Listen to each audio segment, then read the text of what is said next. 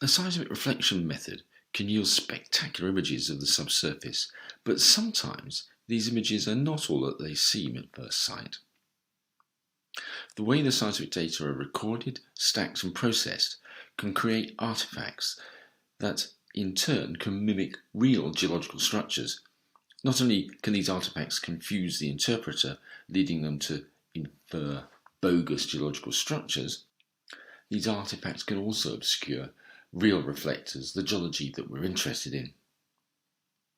Remember that a seismic image is really the record at receivers of the energy they receive, where the vertical scale is not depth, but the arrival time of that energy.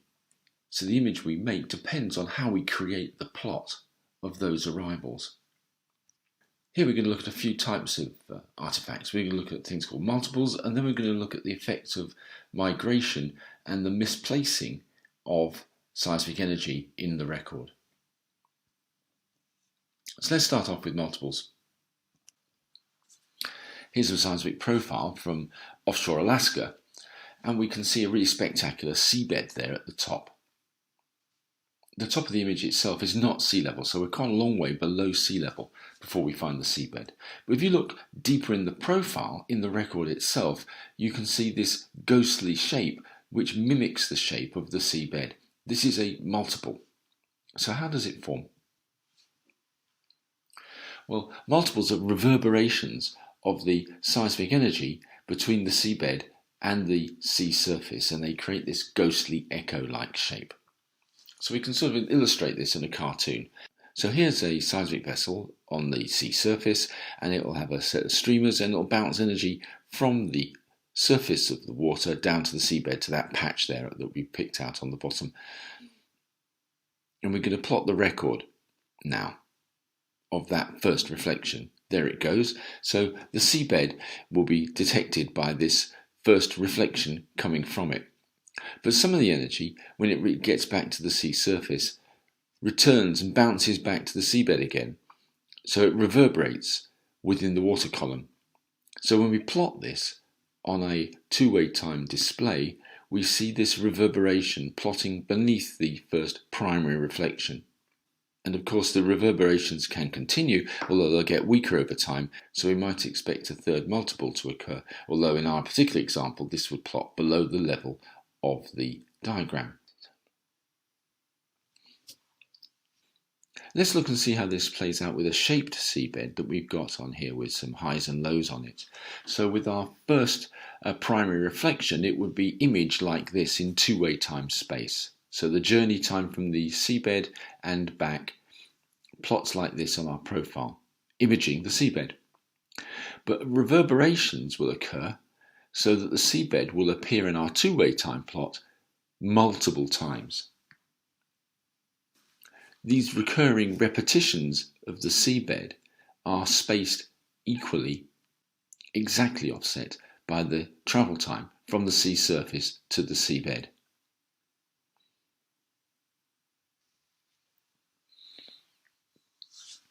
So let's see if we can spot some multiples and deal with them in this image here from offshore Greece. So there's the sea bottom, and we can see the same shape recur repeatedly another 2 times in the image itself. The spacing between these multiples on the image is identical to the travel time from the sea surface to the sea bottom and back for the initial reflection. So that's how we can spot multiples. They mimic the primary reflection and are spaced in a predictable fashion. But it's not just the sea bottom that can generate multiples. Any interface could generate a multiple. And in this particular example, there's a really prominent reflection, which is the rock head. In other words, the interface between unconsolidated sediments on top and more lithified rocks underneath. Picked out here in blue. Notice it comes up to the seabed on the right-hand side of the image. If we look deeper in the image, we can see a rock head multiple down in here. So in fact, the deeper part of the image consists almost exclusively of reverberations of the shallow part of the profile. The deeper structure in here has been obscured. So we have to be really wary about making interpretations below this sort of level in here. Multiples can be really spectacular. Here's an example from offshore northwest Britain, adjacent to the Rockall Trough, the seabed recurring again and again and again in the profile above the logo for the BGS, making what looks to be a fold, but that is not a geological structure, it's entirely an artifact of the image. If you look right of those multiples, there's a whole set of structures in here which look like they might be real, but they're really interfering multiples. Multiples of the seabed, multiples of the rock head. So just to reinforce the point, we can recognise that that structure above the logo where it says BGS is not a fold, but is multiple because it recurs in a very regular form. Each one of those features in there is equally spaced, and that spacing is the distance between the original seabed and the sea surface. So we can avoid being confused by multiples and misinterpreting them as real geology by looking for this periodicity and shape. But not everything that mimics the seabed is a multiple. Here's a seismic profile from offshore Peru, and I'll just arrow up a feature that's tracking the seabed in here. But the distance between this arrowed feature and the seabed is not the distance from the seabed up to the sea surface, which is way off the top of this diagram. Furthermore, the shape of this ghostly arrowed feature does not perfectly mimic the seabed, it's generally following it. Here's another example of one of these ghostly features. If you look in the middle, let's just zoom in here. This arrowed feature here, and again you can see there's some cross-cutting reflectivity in here that cross-cut the main reflector patterns that are dipping down steeply to the left. And these are sort of equally spaced below the seabed, but not between the seabed and the sea surface. Again, that's way off the top of this image. These are features that are generally referred to non-genetically as bottom simulating reflectors, or BSRs. And what these represent are porosity filling gas hydrates, real geology that exists in the pores, and these hydrates are formed at a specific depth below the seabed because of the additional pressure formed by the weight of sediments on top. They broadly mimic, but do not precisely mimic, the shape of the seabed. So these are real geology, they're not artifacts, multiples. So let's come on to another set of common artifacts in seismic profiles, which are diffractions. There are these features here on this profile from offshore Alaska. So how do they work? Let's imagine that the seabed has got a lump on it. So that here we have a seismic signal source and receiver pair over here, and the energy from this is going to get radiated out in all directions, and some of it will go over to this lump and bounce back off it, rather like a football shot hitting a goalpost and coming back towards the person.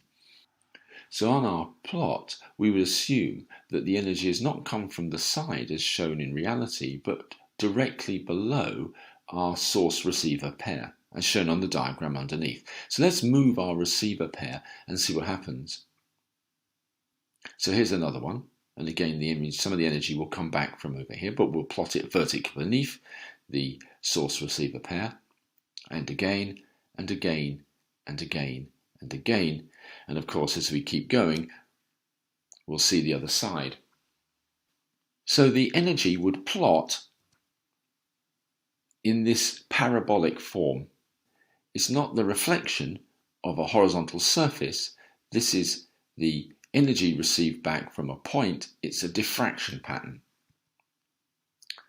And they have these characteristic forms that are parabolic. Simple geometric forms, even though they look like they may be geological fold structures.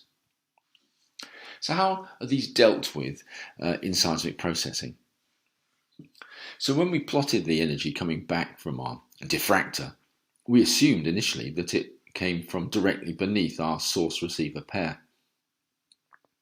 I keep using this term source-receiver pair. In this we're assuming zero offset, in other words the spacing between the source and the receiver is zero.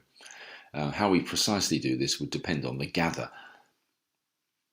but this illustration will serve us for now. Now, it was an assumption that the energy came from directly beneath the source-receiver pair. In fact, it could have come, as indeed it did, from off the side, so it could have come anywhere of an equal travel time. So that energy could have come from any of those points on that arc. Let's see what happens if we put in some other records. There's that one. And here are all these other records, each with their own arc from which the energy could have come from, even though it was initially plotted as though it was vertically beneath our source-receiver pair. But notice how all those arcs converge on the top of our diffraction, here. So we can find forms where we can relocate the energy back to a point, removing its arcuate shape from our record.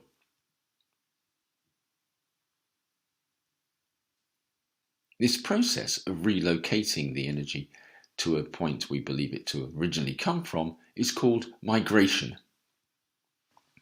Now, the shape of these arcuate trajectories along which we are relocating energy from our initially assumed position directly beneath the source-receiver pair back to the diffractor, well, those shapes depend on the seismic velocity. And in a general case, they won't be simple circular arcs as I showed here, they'll be elliptical. So we need to trial out a series of seismic velocities until we can get these diffractions to collapse back to their point. And that's not necessarily straightforward. So how does this play out if a geological surface has many diffractors on it? In other words, it's a rough surface. It's not like this one. In a simple case, we'll just simply get primary reflections back off and be able to stack them to create a good image. But if the surface, rather than looking like this, looked like this, the energy would not be simply deflected away in a predictable fashion, but would generate a series of diffractions. So this would be recorded as a parabolic shape as you profiled across it. The shape of this parabola depending on the seismic velocity through which those ray paths are passing. But in fact, there are loads of diffractors along this surface, so as we profiled along, we generate a stack of parabolic shapes below this interface, where we came to create our image. And that's just a few of them. There'll be many, many, many diffractors. And you can see the problem in here, that these all interfere with one another. They would completely obscure any underlying structure that we may be interested in imaging. So it's a really big deal to try and clear up these diffractions. And actually, as a consequence, the cleanup process can remove signal quality for this deeper part of the section. We can see this effect perhaps in this image again from offshore Peru. There's a whole series of diffractions still in the image. They've had a really good go at trying to clean them up, but there's still hints of diffractions in here. But there are also other ones that you can just pick out some simple geometric forms that are parabolic in shape. They're slightly different shape parabola depending again on the seismic velocity and how the processing's gone.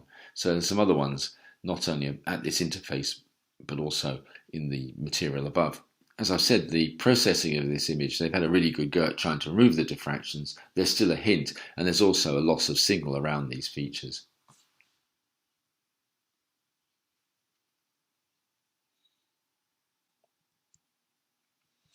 But if we're not careful, this migration process could create new artifacts. So this is a particularly noisy seismic image in here, and the migration of some of this noise creates this sort of pattern, which are upward facing parabolas. They are artifacts over migration of noise, creating these features that are called smiles. Again, something to look out for. We keep coming back to this. The really key way of discriminating these features from real geology is their simple geometric form of parabolas. Anything like this you can pretty much guarantee are artifacts of the processing. Let's look at another image. This is part of the BURPS dataset, and If we look in this part of the image, you have to ask yourself how much of this pattern in here is real geology versus the diffraction patterns resulting from hard corners in the real geology. Let's look at another part of this image, and we can see in here another feature where we've got these arcuate forms and they cross-cut one another. Now clearly in a real sedimentary succession you wouldn't get cross-cutting features like this without offsets. So this is another quite a good way of discriminating what is an artifact from what is real geology. These particular forms of cross-cut are called Bowties. Here's another example. This time you can see that the seabed reflector projects down into the subsurface at the arrowhead. You can see another one to the right as well, creating a cross-cutting form overprinting the underlying subhorizontal primary reflections below. So these are Bowties. How do they form? Well, let's imagine that the seabed, we'll just deal with the seabed here, has got a trough in it like this, and we'll plot how this would be imaged with a profiling exercise running across the top. So we'll start on the left, and here comes our first reflection point over here, and it would plot on our two-way time plot below like this. And as we've set this particular example up, the energy that's sent off in these directions is reflected away from our receiver, so it does not feature. So we're not going to plot it, we haven't detected it. Similarly here, the energy just bounces straight back from the seabed. If we go to this position in here, the seabed that's directly beneath our source-receiver pair generates a reflection that goes off to the side. It's not detected in this position. The energy that is detected here has come from this corner, but we didn't know it, so therefore it's been plotted as though it was directly below the receiver in the lower diagram.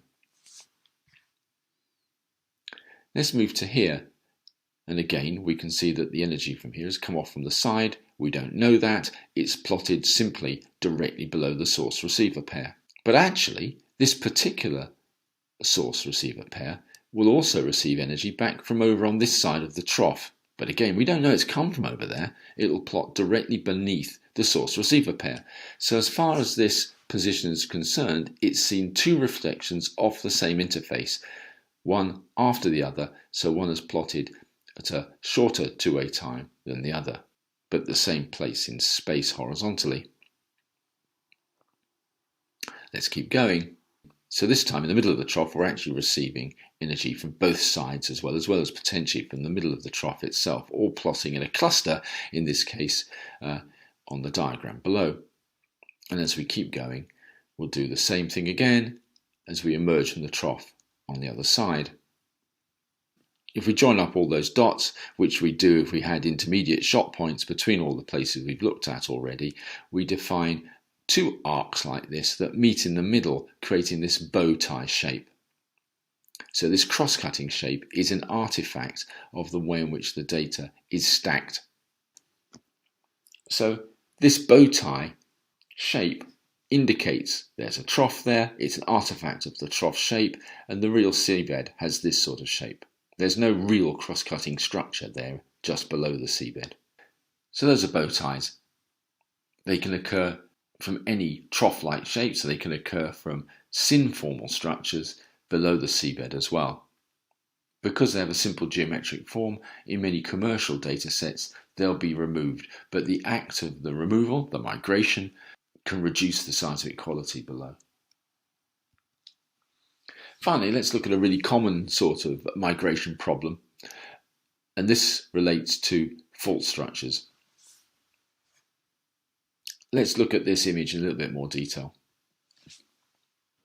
Just looking at it, you can see at the top of the image, which is the seabed, you can see some subhorizontal high amplitude reflectors, and as you come down in the middle of the image, these stratal reflectors incline gently towards the right, but right in the middle of the image is a reflection that's dipping leftwards. Let's fade the seismic away and just pick out some of these features. So it's simple enough to say there's a fault plane reflection, but if you look at it, some of the stratal reflectors cross the feature we think is a fault plane, but without offset, so clearly that's nonsensical. The fault plane has been plotted in the wrong place. To the right of the fault plane, what would be in its footwall, you can see perhaps a hint of arcuate shapes that are ghostly diffraction patterns. But we'll come back to those later. Let's deal with the fault plane first. And we're going to deal with the problem of migrating this inclined reflector. Let's just consider 3 points on it, and we'll then join up the dots to replot the fault. So we're going to assume that the seismic image has been created by simply stacking multiple records of sources and receivers so that there's a zero offset, in which case the image is plotted as though the energies come from vertically beneath the source-receiver pair. That energy could have come from anywhere on an arc of constant travel time away from our source-receiver pair, on an arc like this. So our lower point on our fault plane could have come from where the yellow dot is, but from those two other places, and maybe others further out along the arc. We can do the same with the other 2 points on our fault plane. What we're going to do is assume that the correction we need to apply, the migration, is the one that takes the yellow dots to the pink. So our new fault plane is here. Whatever we do, the migration will steepen the fault plane and move it slightly to the right. How far it moves to the right, how much it steepens, depends on the seismic velocity of the rocks above the fault plane. So let's see how we've done. Let's just take away our unmigrated fault and put back on our stratal reflectors. And we managed to avoid the cross-cutting shapes. So that's a better interpretation, isn't it? It makes more geological sense. Let's think about the diffractions now. They're from over here. They're not from the top of the fault plane itself, but they may come from the hard edge of the top of the fault block that lies in its footwall. Something like this. So let's just mix those diffractions away to see a complete geological interpretation there. So we can use the diffractions, in fact, to help us build a geological interpretation. They can be our friend as well as our enemy. I'm not so sure actually that we've migrated our fault plane enough in this little exercise. If we had a different seismic velocity, we'd migrate it potentially further along these arcs. This has been a qualitative demonstration, and indeed the shape of the arc along which we're doing the migration depends on a seismic velocity which we've not known. These may be elliptical rather than circular arcs. But it nevertheless shows the importance of thinking about the real position of fault planes when you're interpreting seismic data that have not been completely migrated.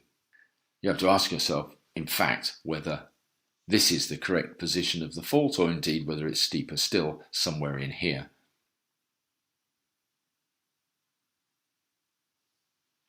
So that's been a quick tour through the artifacts that can confuse the interpretation of seismic images. We've looked at multiples, the reverberations in the water column.